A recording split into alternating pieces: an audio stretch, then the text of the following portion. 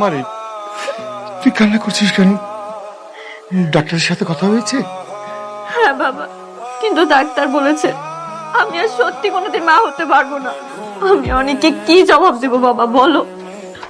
অনেক আমার কাছে একটা শুধু সন্তানই চেয়েছে, এটা যদি আমি না দিতে পারি ও তো অনেক কষ্ট হবে বলো।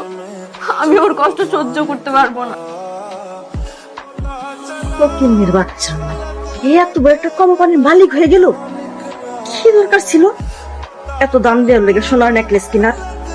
10 লাখ টাকা দিয়া নেকলেস কেনার কোনো দরকার ছিল? আমি এত দাম দিয়ে কেন কিনেছি এটা আপনি বুঝুন। আরে ওই বস্তির ফকিনের লেগা একটা কম দামি জিনিস কিনা দিলে হইতো, খামাখা তুমি এতগুলো টাকা নষ্ট করলা বাবা। বাবা, চাষি কিন্তু খারাপ বলেনি, ওর একটা নকল গহনা দিয়ে দেন। আর এইটা আমার মেয়ের জন্য রেখে দাও, ও কিন্তু নকল বুঝবে না। আপনারা সামান্য এই 10 লাখ টাকা কথা ভাবতেছে, ওই রকম শত শত নেকলেস কিনতে পারে। ওই ফকিনের লেগে তুমি 10 লাখ টাকা দিয়া সোনার নেকলেস কিনছো, কই আমার মায়ের লেগে তো তুমি 10,000 টাকা দিয়ে একটা কিছু কিনে দাও নি বাবা। আপনাদের মেয়ের কথা বাদ দেন তো, শুনেন এখন শুধুমাত্র মেঘলার কথা ভাব, যে কোনো ভাবে হোক ওকে রাজি করে দেওয়া, দরকার হলে ওর পায়ে ধরবেন। হ্যাঁ, আমি ও রাজি না হলে?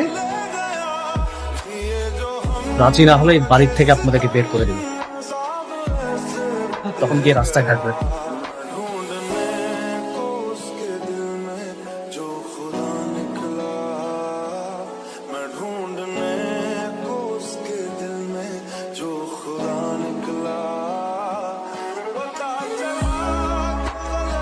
কি ব্যাপার আপনি